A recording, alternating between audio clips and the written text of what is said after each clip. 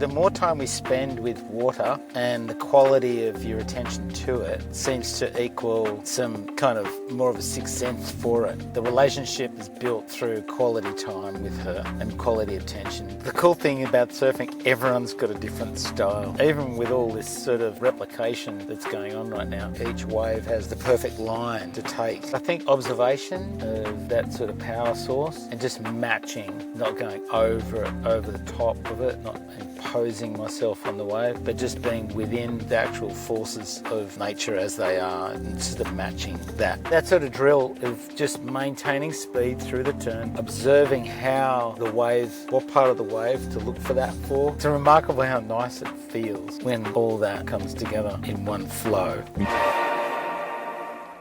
Is there anything worse than missing the wave of the day because you're too tired to paddle?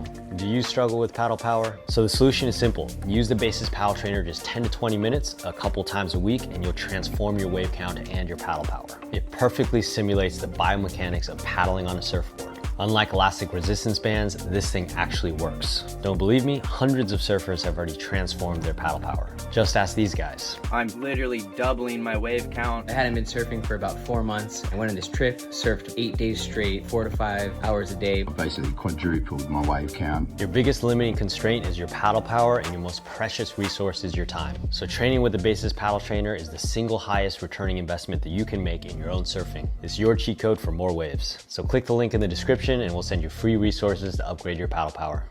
So thanks for joining, Tom. And Tom is on his way to Byron Bay to run a retreat, and he's actually stopped on the side of the road. So I feel so lucky and grateful for him to take some time to chat. So thanks for joining, Tom. My pleasure, Van.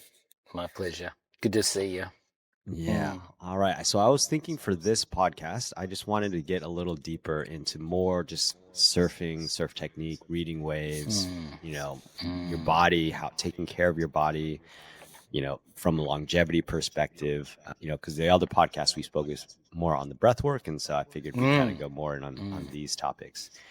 Sure. I was talking to Michael Frampton and he was really blown away by how you read waves and how you paid attention to the details. So why don't we start with that topic? I know this is a lifetime of just wave knowledge just accumulating in your brain. And I'm curious kind of if there are any gems or that you might be able to share with us.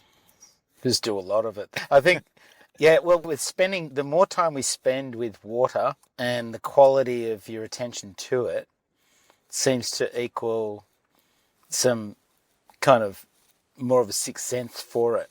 So that's what we're, and water's I take it for granted, and I'm lucky I had a body that actually sort of matched to it very well. Like it kind of fitted. I'm a little guy, I'm strong, and as I got older, I developed quite well.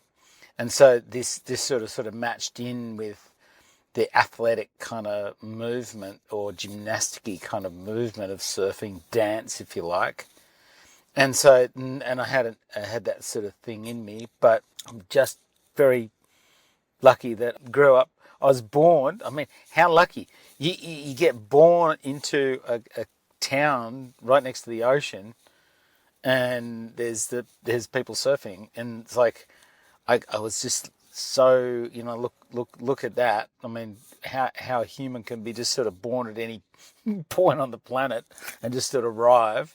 I just so happened to be in that position, and so, but the surfing itself, coming to get to know what I call her, the Mother Ocean, is the more time I spent with her, the more time I got to know her and her, those little bits and all those different shades and colours and shift of moods and so on. It was, for me, incremental over time. So, and the journey to kind of, with your buddies, I think if we've got some, particularly, your friends that you surf with, particularly, that sort of environment that you create with your friends tends to sort of has a bigger, part of the equation, because that's the environment you're kind of living out of the surf in. And then when you get into this, of course, it's quite it's a shared experience, but it's still very, very individual. And we all take in that information differently. But one definite equation plays out that I've noticed of great surfers and great, people who've really sort of gotten a sixth sense for her. Ones people that have spent a lot of quality time with her. The relationship is built through quality time with her and quality attention, whether it means shocking attention too. Sometimes it's been, shocked into me. Like, give me an example. What do you mean? Well, my father I never really had that a fear about. I never had I noticed that with kids that I coach now, that some of them have got this very much, it takes a while for them to come to it, and have to be very patient with that.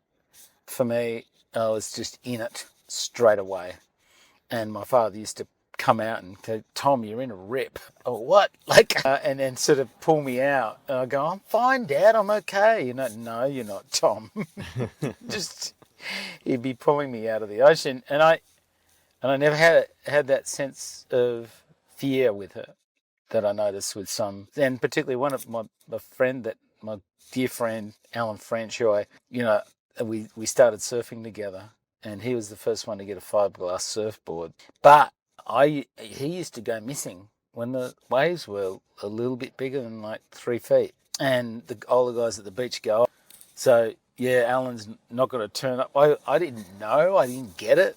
But I was just assuming, I'd call him up. I'd go, "What's going on?" From the house, I go, "Come home, let's go to the beach together. There's good waves today." He goes, and he'd seen it, and he'd kind of gotten frightened, so he went home.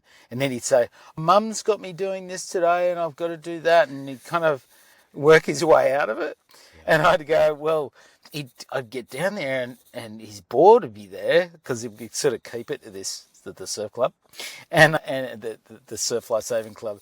And his board would be sitting there, and the boys, the other guys would go, "Why don't you just use Al's board? You can't just keep using that styrofoam thing you're using."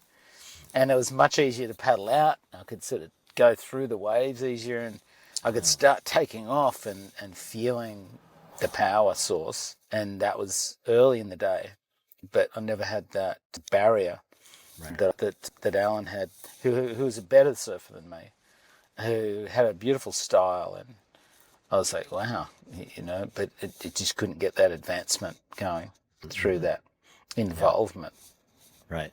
But we need to place ourselves in so many different moods of her moods to get to know her. So does this mean, you talk about spending quality time. This probably means spending quality time in crappy small conditions as well as perfect big conditions, and probably also perfect crappy big conditions as well, right? Just like the whole gamut, so you can experience all of her moods, as you said. That's right. And I never forget Mark Richards. When I was a bit of a grimer, Mark Richards, he was the kind of a hero. Like, he was, and I used to remember him saying, it was either in a magazine, I can't remember where it was, but the message was, surf in anything at any size, like onshore.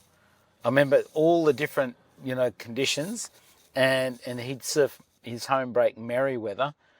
And it was probably, I remember going there to surf a competition when I was a kid, like 14 years of age. And it was a big day. It was a really big day. And it was beautiful and clean. But when I'd surfed Merriweather, I somehow got out there. I don't know how I got out there. And I got to surf this wave in the morning. And then they called the juniors, or the cadets back then, was pre-junior. They called us off. But I'd had to surf. I'd actually got out there and I caught a wave and I came in, and I'd heard later that Mark Richards would surf those conditions, but onshore, messy anyway. He'd just be the only one out there, and that's how he got good. I've gone, wow, and that was a message. I don't know how that filtered into me, but that seemed to make sense, and that's what we did. That's what we did. We started doing as friends, my friends group. We used to push each other into, like surfing anything at any time. Because that's what I think is really interesting. You know, someone like Mark Richards, you know, in his prime, he was probably, or you in your prime, you're like, as you get older, you get to surf more, you probably get pickier with the waves that you surf. You know, I have my buddy, he moved back to Hawaii and he's super picky when he surfs now, you know, just because he has so much surf there. But it sounds like to be really good, you have to like still want it even when it's not perfect. Or was it, or do you think it was that you just spent so much time in crappy waves when you were young and then that filtered in, but then when you got older, like, do you still surf crappy waves? Or are you Yeah, picky? I surf all kinds of surf today. You know, I've got so many cool pieces of equipment. So my quiver's so much broader and so, well, it's a lot broader than what it was.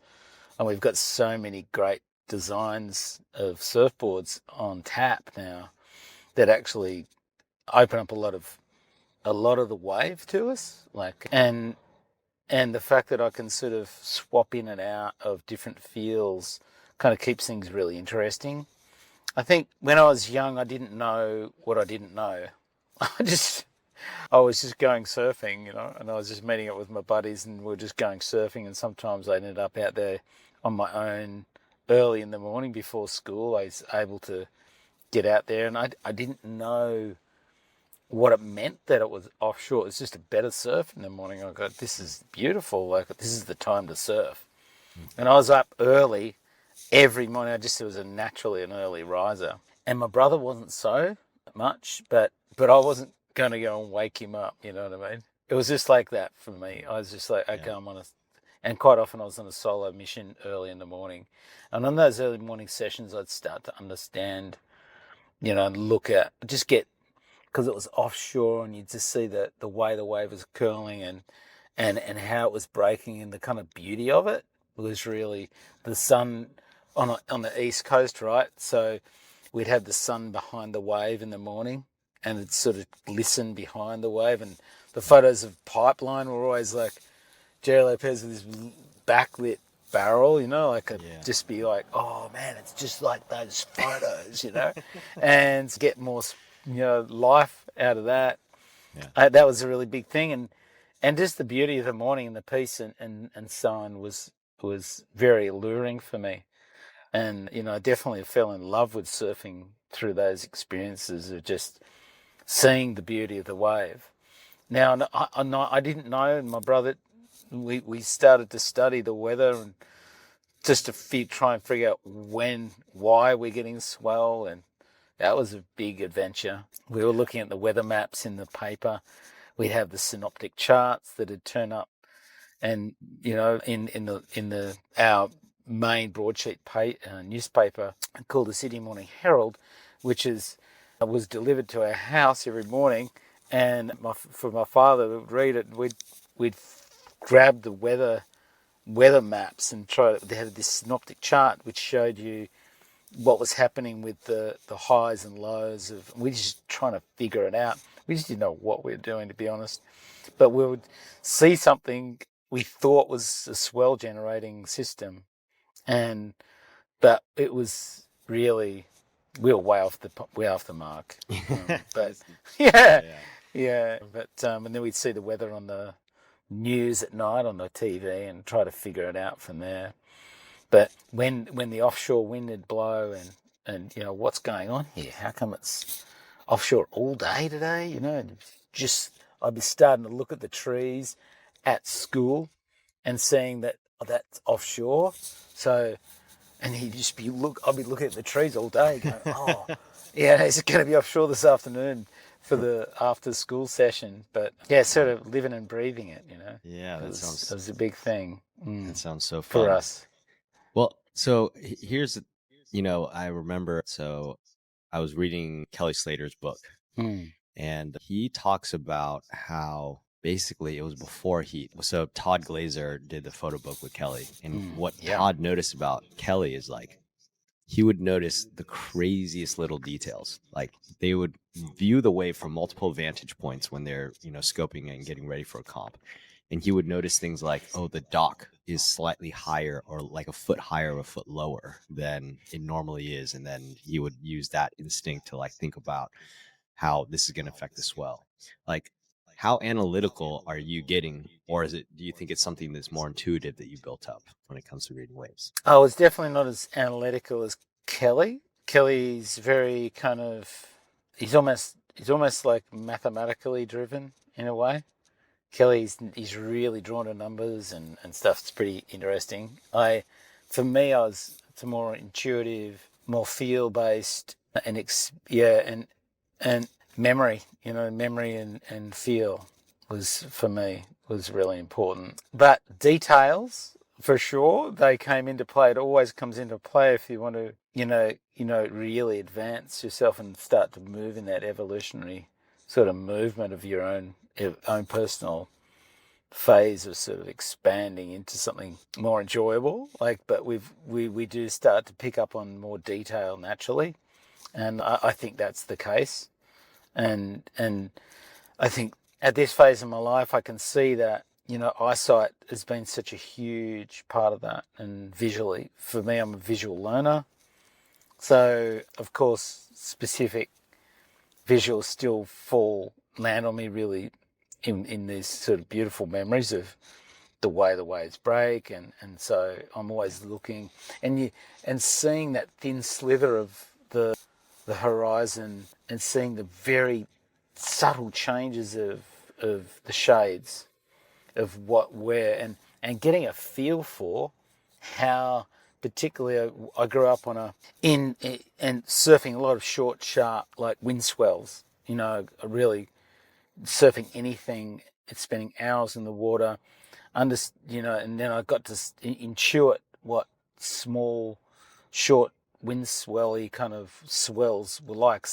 7-second period swells, 8-second period swells, and they're sort of with a lot of different waves on offer. So I got really busy, and my surfing was quite busy, but I definitely sought out the more stronger waves, and the more powerful surf was sort of come from the single fin. I grew up with my blueprint is within the single fin, and so the single fin, when I jump back on the old single fin, I kind of sort of feel that blueprint, which is I needed more power to get that thing going.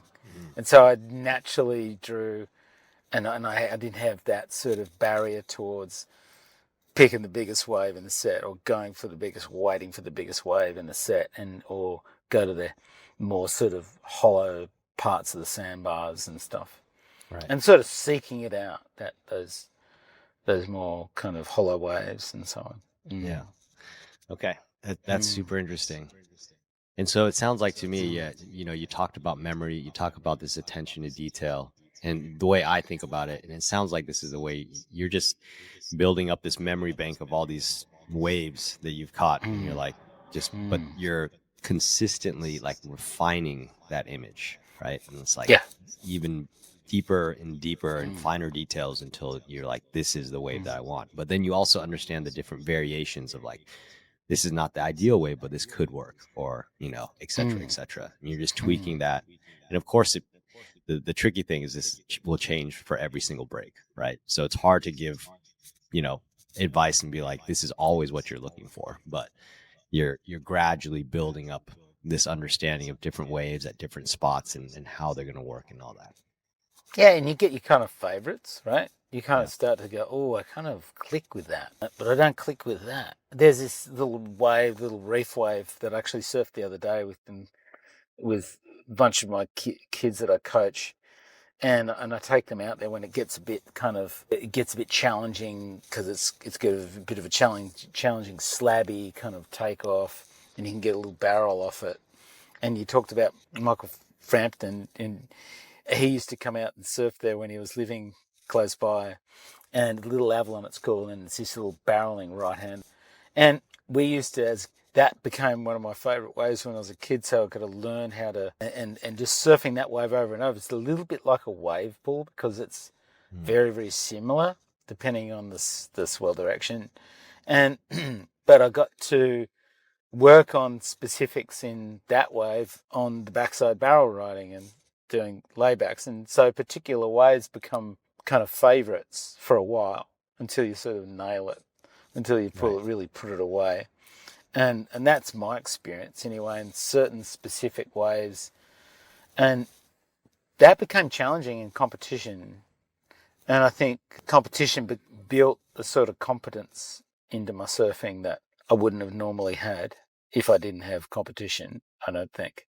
And I think that kind of built into me the need to actually sort of improve, to need for myself to actually improve in waves that I didn't quite gel with, and I had to work at my weaknesses. And I learnt that I really improve when I work on my weaknesses, not ones that I originally sort of turned away from, because surfing little waves it was hard for me at first. It just didn't gel with me. Whereas I was watching when Tom Curran came on the tour, he surfed small waves so beautifully.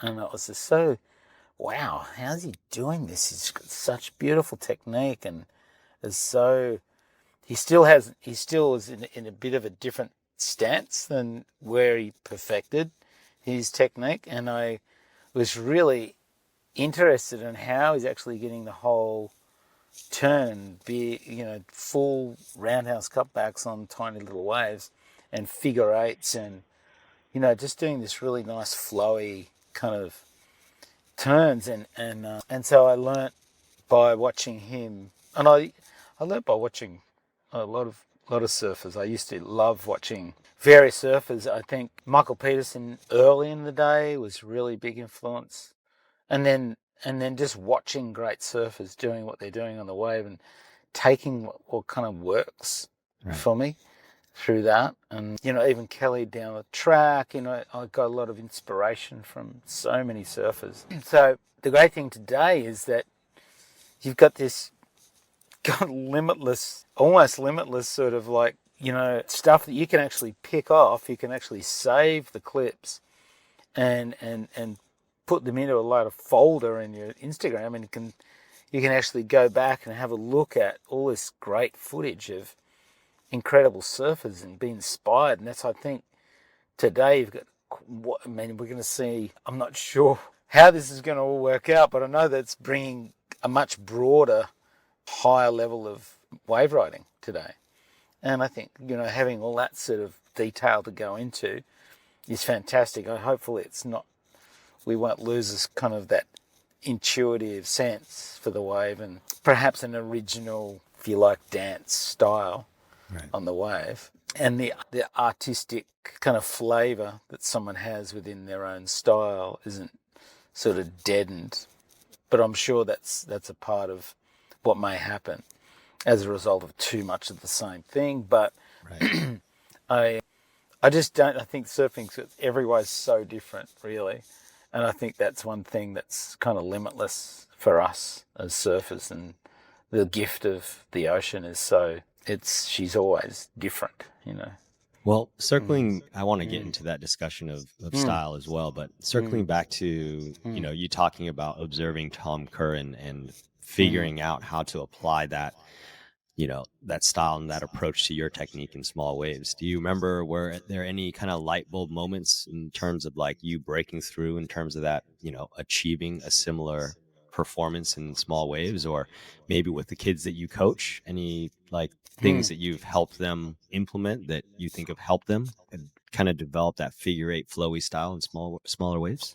Look, the cool thing about surfing, everyone's got a different style. Even with all this sort of replication that's going on right now, as the kids that I come that turn up, they all have really got their own unique style.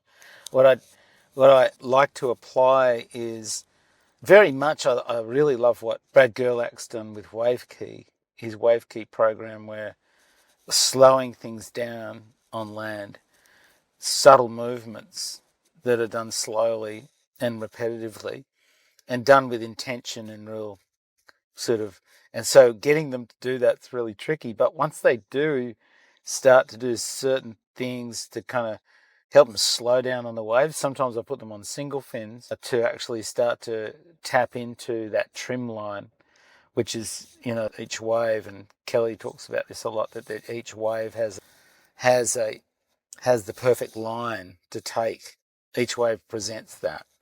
And so I really, what happens today is there's an urge to get up off the wave. There's a thing, to go beyond yourself all the time and be really like rip the wave apart.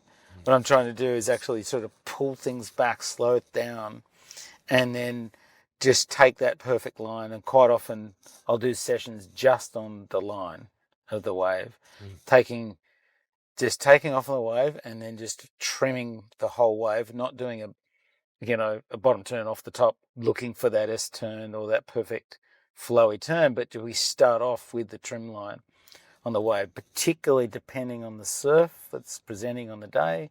But I'll put them in on an exercise like that just for half an hour or maybe an hour, just to give that sensation and no turns. So, but I think observation of that sort of power source and just matching, not going over the top of it, not imposing myself on the wave, but just being within the actual forces of nature as they are, and sort of matching that. So not sort of overdoing it and not underdoing it, but just matching in with it. And if I see it, and actually just sort of noticing what actually happens and recording that within that surf session. And we'll probably video it and then sort of play it back and see. So they do it fairly quickly after it. So they get a good sense of what's going on. And I think, yeah, and so what happens is with that feedback loop, starts to sort of set a memory up, and then, particularly if you've got give them to ride a longer board or one of their step-ups, and then they go back down onto a shorter board, and then they start to feel the flow of the more loose sensation, and they get to start to see where their body's kind of moving with it, moving and, compressing, extending in and out of the turns and so on. And actually feeling the rail as a part of the kind of the sense of the curve of the board and the curve of the wave. So it starts to sort of marry into the dance. Yeah, that's a fun exercise to do, particularly if you can use a board that, maybe even a long board's good for that, where you just set the trim line and that's all you do. You don't try to rip the wave apart. And so that's been really effective. And for myself, I used to use, even training for competition back in the day, I used to use a longer board prior to using my shorter board, just to sort of loosen things up, get myself more in touch with the quicker movements, but not out. But I was a famous one for sort of overcooking it. I used to overcook my turns and really push it too hard, and I feel like I have a kind of if you relate to Italo Ferreira a little bit, Italo likes to, really, he's really hot on the energy. So that's definitely sort of where I had to sort of start to learn a new way. And I think, Tom really taught me a lot in that area. Yeah, interesting. Yeah, I think Craig Anderson, part of the reason why he has this beautiful flowy style, his dad made him ride longboards, longer craft for a really long time. And he wouldn't let him ride a little chippy shortboard until much later. And so you see his style. It's just magic. Yeah, isn't that cool? So he's really tapped into the source. Yeah. Right. And that drill is so counterintuitive to what most people's initial desire to do. But it sounds like something I need to try more often. It also just sounds like a good way to start the session off as well, It's a really nice way to start. You can just do the first 20 minutes of a session just taking off and just cruising and just feeling the trim line, feeling your board, feeling into all the design aspect that just allows you to really sort of get that right line on the wave, just to make it and to make the most out of it. Even if you don't make it, but you just sort of get to that right high line and you get down into the right, just reading, you talked about the read earlier on, getting a read on where the right line on the wave is. Yeah. Interesting. Yeah. Are there any other drills that you use that you wouldn't mind sharing that you've found effective? I just do like combination maneuvers that link between each other. So, and a link between each other smoothly, so you actually have a still come out with the right speed. So that takes a little bit more concentration, a bit more effort and technical know-how. But once we start to link, say, when we concentrate on just a simple roundhouse cutback and then bounce back off the foam. Now that itself, again, that's more of a high performance style of surfboard required.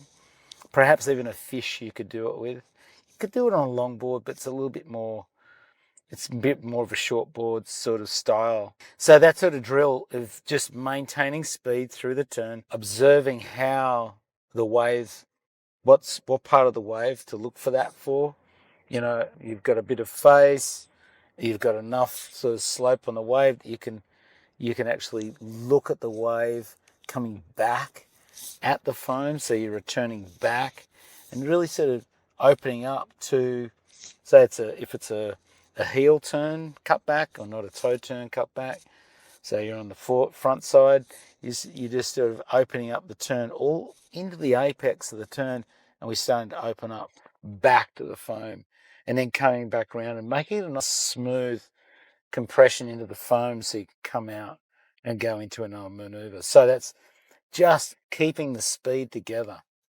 And it's remarkable how nice it feels when all that comes together in one flowy movement.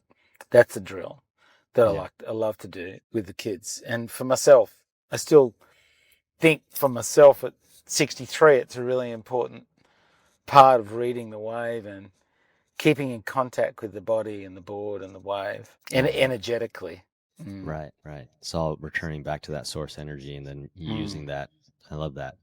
Well, let's chat about boards for a little bit. You know, earlier I had this question. I was like, I got to ask them this question. You know, you talked about surfing even when it's crappy, and you're like, well, I love it now because I have different equipment that allows me to have fun while I'm doing it. So what are your favorite boards right now for crappy waves? How do you make surfing fun even when it's crappy and you're not motivated to go out? Yeah, so I've got one of my favorite boards is a 5-1 Christensen Myconaut. It's like it's an older board. It's I keep it in cold storage. It's a quad. So but I have the FCS2 split keel set up on it. So, but I've kind of changed the rear fins to, it's kind of the of the FCS. It's an H4 fin. It's like a composite black. It's a black fin. It's got a little square edge in the back. I think that one that I think Philippe Toledo uses a quad and did really, really well with that design. He's incredibly fast, accurate surfing with this design quad. So on the rear fins, I put them in the back, associated with the smaller keel front fin of the split keel set, and that set up on the Myconaut for me. I can have fun on pretty much any wave, tiny waves, and it's just such a beautiful little board. It's got a little double concave, very, very subtle double concave V. So the V allows the rail-to-rail movement. I can even take it out and do it like up to a 4-foot wave, and it does really well. But there's another board I really like to ride on a small wave, and that is I have a Mike Wu carbon wrap twin, which Kelly Slater gave to me as a gift, and it's 5'4". Now this board is brilliant in a wave pool that we have close by in Sydney. It's called Urban Surf. It's a wave garden wave pool. Yeah. It's kind of like a little funky little kind of rip bowly wave. Got some grunt here and there, but the twin fin and that, and with that sort of carbon wrap, that EPS that tends to get in and around that wave, just beautiful. And I can translate that straight to tiny waves in the ocean, where the power source is a little bit more available. But those two boards work really well. I've also, God, I could go on. I've got Matt Parker from Album gave me this Vespa 5.4, and it's 29 litres, so it's quite a lot of literage for me. And because I'm only a little guy, I can get away with murder being a little guy. and so this board is quite a gem too. It's like this board is it's a really special, but it's got a bit of weight. So if I'm into wanting to get it around and move it around, it pretty much just plows through any chop, and it just seems to just move through any over flat spots. And if you've got a classic East Coast sort of local wind swell generated swell, this board is a bit of a gem as well. Oh, So nice. I've got some good choices there, but Yeah, sounds like it. What is that micronaut shaped like? Is it like a groveler shape, like kind of rounder, or is it like more pulled in? it's a very nicely balanced fish, a bit of a rounder nose, and it's got a fish, almost looks like it's going to go straight, like a fish wants to with keels, but the split quad loosens it up, and the fact that it's got a bit of V, and it's very evenly placed V, very subtle, it tends to give you a very predictable, and you can actually, for a fish, I can actually pivot on it. Whereas a normal fish, a traditional fish, you don't pivot. It's more of a glide, always a simple glide. Where this has glide and a little added bonus on the pivot. Interesting. I'll have to check those boards out. It's always tricky finding a good small wave board that kind of unlocks things. So those all sound awesome. Well, I think Chris made a gem of a board with that. I mean, he's really, he's a brilliant shaper, but that he did a really good job with that. Nice. Well, you mentioned being 63 now and still surfing and ripping in small waves. I mean, a huge part of that, I imagine, is just taking care of your body so you can still surf that way. What is there anything specifically that you do in your routine, or I don't know, work that you do that has allowed you to continue to surf at this level at 63? Well, I do a core kind of balance style of workout that's kind of been designed through rehabilitation of injuries and surgeries over the year, and new knees, and one new knee, and I had some tendons come off the bone in my hip, which I thought I might need a hip replacement, but it wasn't a hip replacement. The hip's good. The hip socket's good, but the actual tendons of the glute minimum medius came off. That was from foiling and surfing, and not wanting to lose my surfing because foiling was so good, and because it was a new sensation, and I was just loving it, and I wanted to master it because it was so damn hard, and I just was different than surfing, but it kind of required knowledge of surfing, and knowledge of waves and knowledge of water, and I could apply it, and I wanted to kind of figure it out. And so I put a lot of time into it, but my body suffered, and it does require a lot of fitness and strength. I do, but it taught me, that I loved my surfing also, that I didn't want to lose that. So I kind of overcooked myself doing both, not wanting to lose my surfing, but frothing on the foiling. And that's from 2018 through, learning the foiling, getting that in the system, and then not wanting to lose my surfing, so just doubling up on my surfing. But I was also trying to keep up with my fitness and strength. And I think for me, something to do with all that rehab from surgeries started to sort of focus me on different parts of my body to get it back to a certain level so I can surf, because it's the actual want for some performance that drives me. It's not so and I've learnt not to do too much, because that was something I used to do, is just overcook, and it really isn't. It's not advantageous to, as you get older, overcook it. But there's a fine line, and there has to be regular work. It can't be just a little bit here and a little bit there. It has to be very, very regular. And I noticed that definitely starts to get me in touch with where my body's at, whether I'm doing too much. And I don't wear any of those sort of things on you that tell you how much energy I'm giving out or whatever. Maybe I could have used one of those at some point in my life.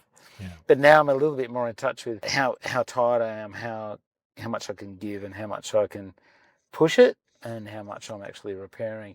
So I like to do, also swimming's a really good one. And I felt a lot of benefits from doing squad swim training so I can actually recover while I'm surfing. So surfing, a lot of upper body work and also a lot of core work.